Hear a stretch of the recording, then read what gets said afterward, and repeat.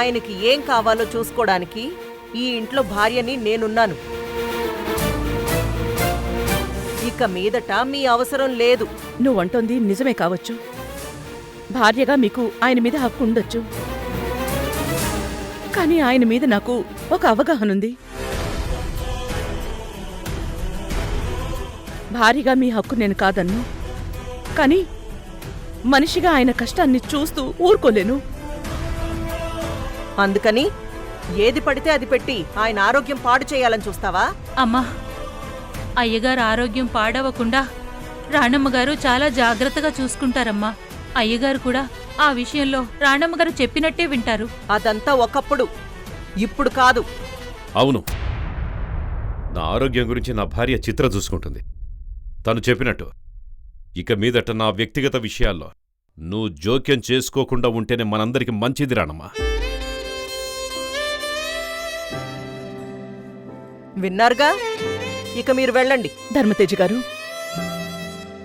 మీ తలనొప్పి తగ్గాలని కోరుకోవడం తప్ప మిమ్మల్ని నొప్పించాలనే ఉద్దేశం నాకు లేదండి.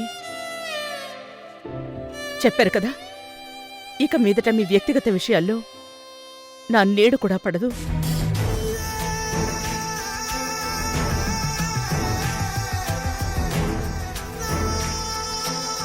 పంకజం, అమ్మా, నోరు అదుపులో పెట్టుకుని పగిలిన ఈ కాఫీ కప్పు ముక్కల్ని తీసేయ్. అలాగే అయ్యగారికి గ్రీన్ టీ తీసుకురా. అలాగేనమ్మా.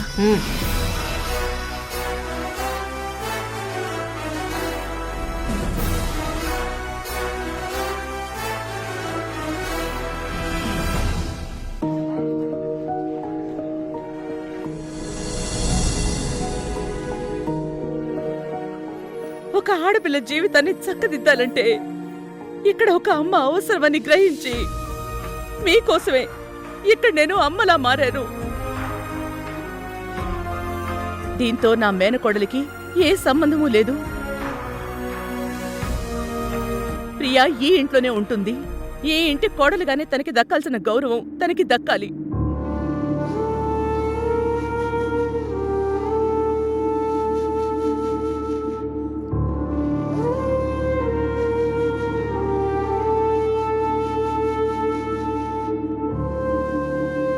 కృష్ణ, మజ్జిగ తీసుకో. ఏ మొహం పెట్టుకుని నాతో మాట్లాడడానికి వచ్చావు? నువ్వు మజ్జిగిస్తే నేను తాగుతానని ఏ ధైర్యంతో తీసుకొచ్చావు? నేనేం తప్పు చేశాను కృష్ణ? ఇప్పటి వరకు నువ్వు చేసినంత తప్పే. నీ మీద కన్నేసి నిన్ను లొంగ తీసుకోవాలనుకున్నాను. అందుకు నేనే ప్రేమ నటించాను. నన్ను, నా ప్రేమని నమ్మి నువ్వు నాకు లొంగిపోయావు, నా చేతిలో మోసపోయావు. నేను ఆ తర్వాత నిన్ను వదిలించుకోవాలనుకున్నాను. అంతవరకు అది నా తప్పే, ఒప్పుకుంటాను. ఆ తర్వాతే మీ అసలు డ్రామా మొదలైంది. మీ మేనత్త రాణమ్మ నిన్నొక ఎరగా వాడుకుని ఇంట్లోకి వచ్చింది. అత్తయ్య ఇంటికొచ్చిందే కానీ ఏ తప్పు చేయలేదు కదా కృష్ణ.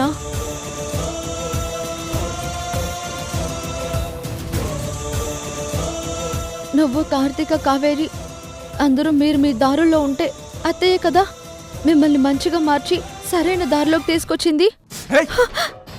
సమర్థించుకోవద్దు. మీరు కేవలం తప్పులు మాత్రమే చేయలేదు. మిమ్మల్ని నమ్మినందుకు నన్ను, నా కుటుంబాన్ని చాలా దారుణంగా మోసం చేశారు. వీటన్నిటికంటే ఇంకా దారుణమైన విషయం ఏంటంటే ఆవిడ మాకు అమ్మగా నటించడం, మేము ఆవిడ్ని అమ్మ అని పిలవడం. మేము ఆవిడ మీద చూపించిన ప్రేమకి, ఆవిడ మీద పెట్టుకున్న నమ్మకానికి మీరు మాకు చేసిన దానికి ఈ మోసం అనేది చాలా చిన్న పదం. ఎందుకు కృష్ణ అలా మాట్లాడుతున్నావు? అత్త ఇంటికొచ్చిందే కానీ ఆవిడ మీ దగ్గర దోచుకున్నది ఏమీ లేదు కదా. ఎందుకు దోచుకోలేదు? మా నాన్న బాగున్నప్పుడు ఆవిడకి విల్ పవర్ రాసిచ్చారు కదా. నిజంగా ఆవిడ నిజాయితీ పౌరాలైతే అప్పుడు అది వద్దని చెప్పుండాల్సింది కదా. ఎందుకు చెప్పలేదు? ఇంకా మమ్మల్ని మార్చడం, మా మీద ప్రేమ చూపించడం అంటావా? అది పూర్తిగా ఆవిడ స్వార్థం. నిన్ను నాకిచ్చి పెళ్లి చేయాలన్న స్వార్థం. సరే, ఆవిడంటే తన స్వార్థంతో నిజం చెప్పలేదు. నువ్వు నన్ను సిన్సియర్గానే కదా లవ్ చేశావు. ఎన్ని అడ్డంకులు వచ్చినా, ఎన్ని బాధలు ఎదురైనా నువ్వు నన్ను పెళ్లి చేసుకోవాలనే కదా అనుకున్నావు. అలాంటిది ఒక్కసారి కూడా నాకు నిజం చెప్పాలని నీకు అనిపించలేదా? నిజం చెప్తే ఏం జరుగుతుందోనన్న భయం నా నోరు మోయించింది కృష్ణ. అది భయం కాదు, మీ సందేహం. నాకు నిజం తెలిస్తే ఎక్కడ నేను పెళ్లి చేసుకోనో అన్న సందేహం. అట్లీస్ట్ నేను పూర్తిగా మారిపోయి నీ చేతులు పట్టుకుని నన్ను క్షమించమని అడిగి నీకు ఐ లవ్ యూ చెప్పి నిన్ను పెళ్లి చేసుకుంటానని చెప్పిన రోజైనా ఆ రానమ్మ నా మేనత్త అని జరిగింది చెప్పుంటే కనీసం దాని గురించి పాజిటివ్గా ఆలోచించుండేవాడిని కదా. హే, నీకు ఆ వర్షకి పెద్ద తేడా ఏం లేదే. మీలో ఏ ఒక్కరూ నన్ను నిజంగా లవ్ చేయలేదు. మీ ఇద్దరూ ఈ ఆస్తి కోసమే నా లైఫ్లోకి వచ్చారు. లేదు లేదు కృష్ణ, ప్లీజ్ అలా మాట్లాడకు. నువ్వంటే నాకు ప్రాణం. నటించకు, ఇంకా నటించకు. వదిలే. నేనేం నీకు ద్రోహం చేయలేదు కృష్ణ. ఏ, చేసిందంతా ద్రోహమే కదే. ఇంకా నేనేం చేయలేదు అని నటిస్తున్నావు.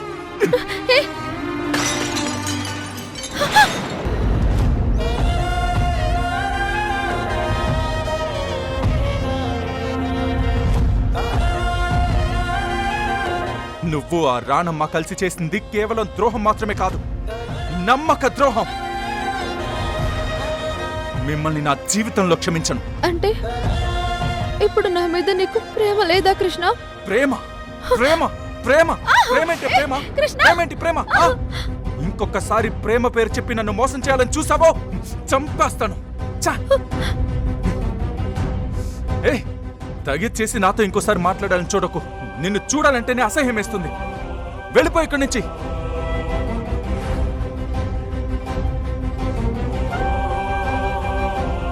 వెళ్ళిపో ఇక్కడి నుంచి. నా మనసులోనే కాదు, నా రూమ్ లో కూడా ఇక మీదట నీకు స్థానం లేదు. Get out.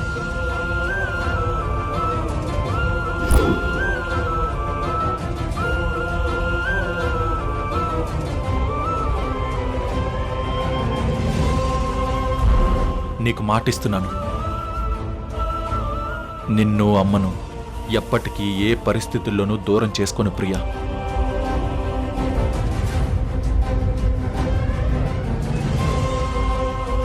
ఏయ్, ఇంకా ఇక్కడే ఉన్నావంటే వెళ్ళు,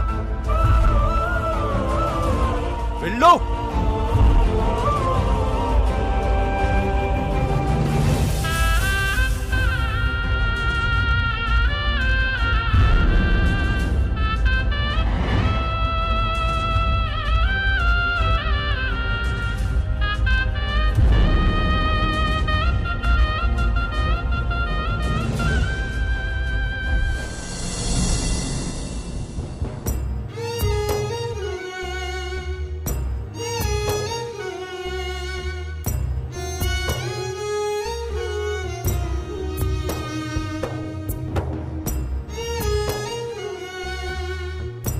అత్తయ్య, ఏమైంది ప్రియా? అత్తయ్య, నువ్వు కృష్ణతో ఇల్లు వదిలి వెళ్ళిపోతానని చెప్పి నన్ను జాగ్రత్తగా చూసుకోమని చెప్పావు. కానీ కృష్ణ నన్ను జాగ్రత్తగా చూసుకుంటాడని అనిపించట్లేదు అత్తయ్య. కృష్ణ ఖచ్చితంగా నన్ను దూరం పెడతాడు. నువ్వు ఇంట్లో ఉన్నప్పుడే నాకు ఇబ్బందులు తప్పట్లేదు. అలాంటిది నువ్వు ఇంట్లో నుంచి వెళ్ళిపోయాక నాకెంత నరకంగా ఉంటుందోనని తలుచుకుంటేనే భయం వేస్తుంది అత్తయ్య. వాళ్ళు నన్ను అసహించుకుంటూ దూరం పెట్టడం నేను తట్టుకోలేను అత్తయ్య. అందుకే నేను మీతో పాటు వచ్చేస్తాను. ప్రియా, సోమవారం నువ్వు ఇక్కడి నుంచి వెళ్ళిపోతావు కదా, అప్పుడే నేను కూడా నీతో పాటు వచ్చేస్తాను. ఏం మాట్లాడుతున్నావు ప్రియా? ఇదేనా కృష్ణ మీద నువ్వు పెట్టుకున్న ప్రేమ? ఇలాగేనా నువ్వు కృష్ణ మీద ప్రాణాలు పెట్టుకుంది? చూడమ్మా, ప్రాబ్లమ్స్ అనేవి వస్తూ ఉంటాయి, పోతూ ఉంటాయి. అంత మాత్రాన వాటికి భయపడి పారిపోతావా చెప్పు? ఒకప్పుడు నీ ప్రేమని గెలిపించడం కోసం ఒక పెద్ద పోరాటమే చేసి ఈ ఇంటికొచ్చాను. అనుకున్నది సాధించి కృష్ణతో నీ పెళ్లి కూడా చేశాను. ఇక నాతో పాటు తిరిగి రావడానికైతే ఇదంతా నేను చేయడం దేనికి? వీళ్ళందరికీ అమ్మగా నటించడానికి ఇంటికొచ్చాను. ఇప్పుడు వాళ్ళ సొంత అమ్మ వచ్చింది. నా పాత్ర అయిపోయింది. నేను వెళ్ళిపోతున్నాను. కానీ నువ్వలా కాదు కదా ప్రియా. ఇప్పుడు నువ్వు ఈ ఇంటి కోడలివి, కృష్ణ భార్యవి. కష్టమో నష్టమో నువ్వు ఈ ఇంట్లోనే ఉండాలి, కృష్ణతోనే కలిసి ఉండాలి. ఇన్నాళ్ళు నువ్వు కృష్ణ ప్రేమని నీ సొంతం చేసుకోవడం కోసం ఎంత పట్టుదలగా ఉన్నావో అంతే పట్టుదలతో, ఓపికతో ఇక ముందు కూడా ఉండాలి. కానీ ఎలా అత్తయ్య? నేను చెప్తాను కదా, అదంతా నీ ప్రేమతోనే సాధ్యమవుతుంది.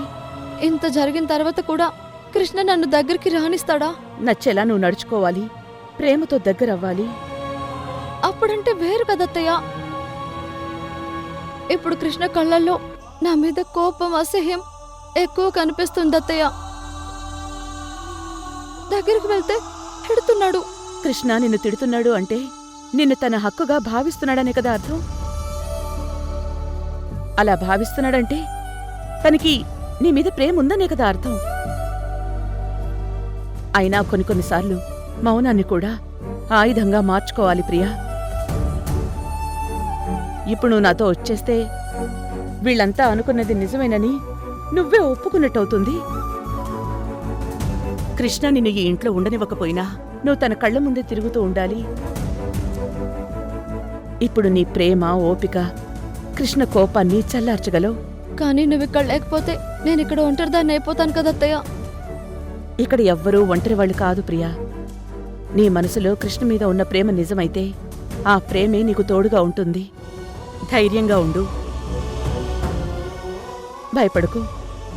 తొందరలోనే అన్నీ సర్దుకుని మీరిద్దరూ ఒక్కటవుతారు. అత్తయ్య,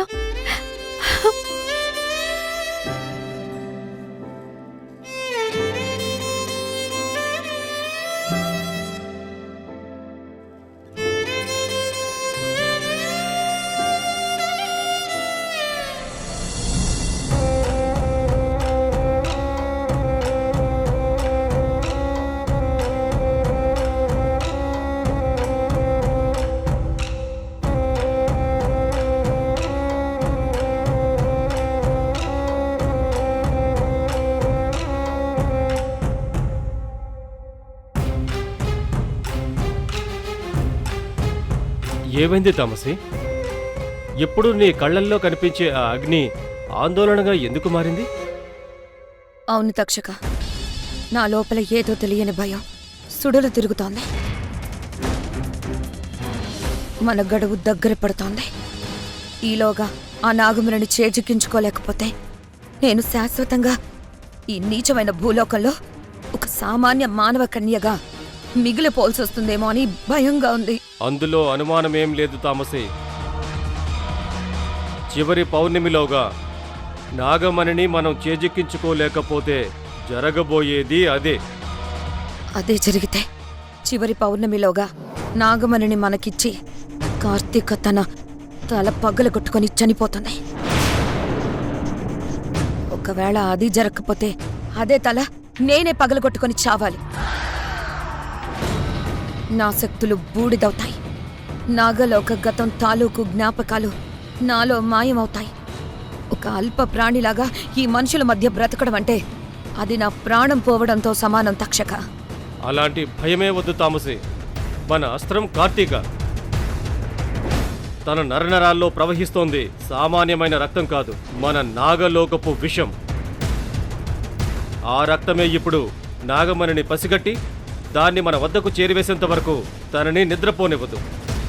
తన శరీరంలో పుడుతున్న ప్రతి పొలుసు, మండుతున్న ప్రతి నరం కార్తీకని ఒక వేటగత్తెలా ఆ నాగమణి వైపు ఉరకలు వేయిస్తుంది. అందుకు ఎంతో సమయం లేదు. రాబోయే పౌర్ణమి తర్వాత ఆ కార్తీకకు నాగమణిని దక్కించుకోవడమే ఏకైక శ్వాసగా మారిపోతుంది. తన నుండి వెలువడే ఆ విషపు సెగలే నాగమణిని బంధించి మన దగ్గరకు చేర్చుతాయి. చూస్తూ ఉండు, త్వరలోనే మన కళ్ళ ముందే ఆ మణి మెరుస్తుంది. చాలు తక్షక, నీ మాటలు వింటుంటేనే నాలో మళ్ళీ ప్రాణం వచ్చినట్టుంది. గడువు పూర్తయ్యేలోగా నాగమణిని దక్కించుకొని నేను నాగలోక సామ్రాజ్ఞిని అయిపోతే నాకు అంతే చాలు. అంతేనా తామసి? అంతేకాదు తక్షక, అదే రోజు ఆ ధర్మతేజ కుటుంబం నా విష కౌగులిలో బందీ అవుతుంది. అప్పుడు ఏ శక్తి నన్ను అడ్డుకోలేదు, ఏ మంత్రము నన్ను ఆపలేదు. తథాస్తు. మన నాగలోక శక్తుల సాక్షిగా ఇది జరిగి తీరుతుంది.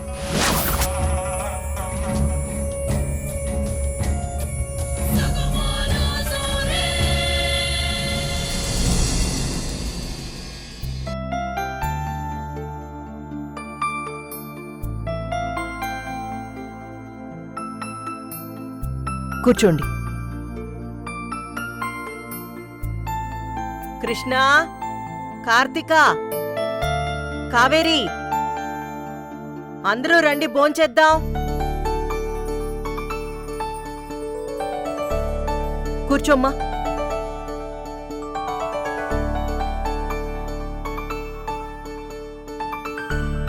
ఏంటి అందరూ భోజనానికి వచ్చారు, రాణమ్మ గారు ఇంకా రాలేదేంటి?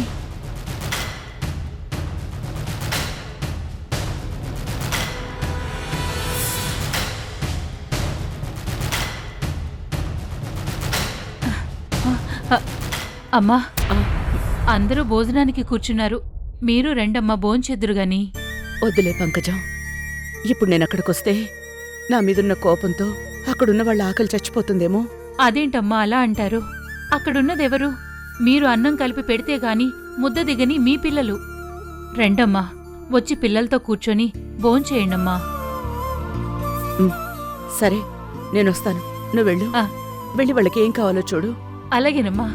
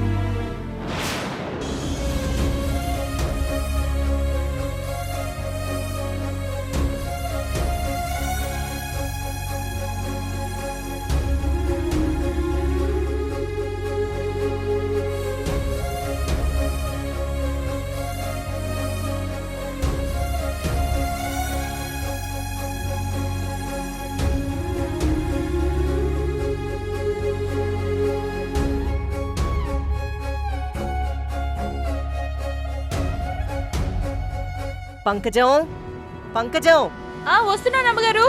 ఎక్కడికెళ్ళిపోయావు పంకజం? అందరూ వచ్చేసారు, భోజనం వడ్డించాలి కదా.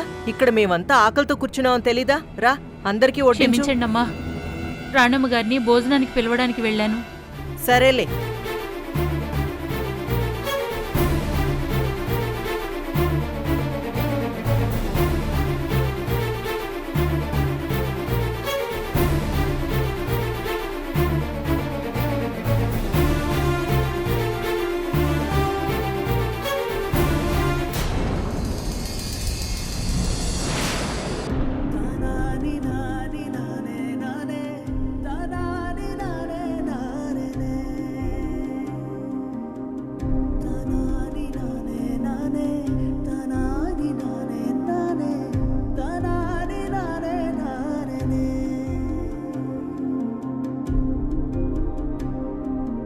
ఆగండి, ఆగండి. ఏంటిది? ఇంకా కనీసం వడ్డించడం కూడా పూర్తి కాలేదు, ఈలోపే లేచెళ్ళిపోతున్నారు. కడుపు నిండా విషాన్ని నింపుకున్న వాళ్ళ పక్కన కూర్చుని అమృతం తిన్నా అది ఒంటికి పట్టదు. ఆవిని చూస్తూ మేం భోంచేయలేం. అవును, మాకు ఆకలి చచ్చిపోయింది.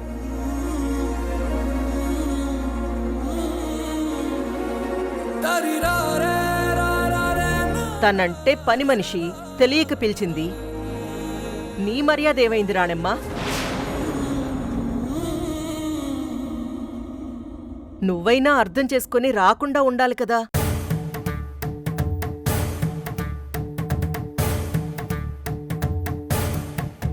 ఇలా పరాయి వాళ్ళని మా ఇంటి టేబుల్ దగ్గర కూర్చోబెట్టుకుని తినే అలవాటు మాకు లేదు.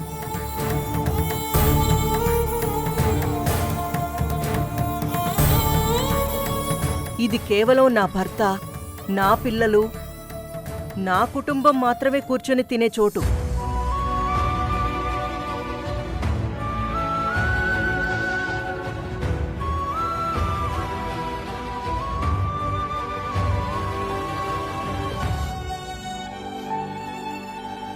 ఇక మీదట తను నాకు ఎదురు పడకూడదు, నాతో మాట్లాడకూడదు, నన్ను విసిగించకూడదు. కాదు కూడదు అంటే మీతో పాటు తనని కూడా తీసుకుని వెళ్ళిపోండి.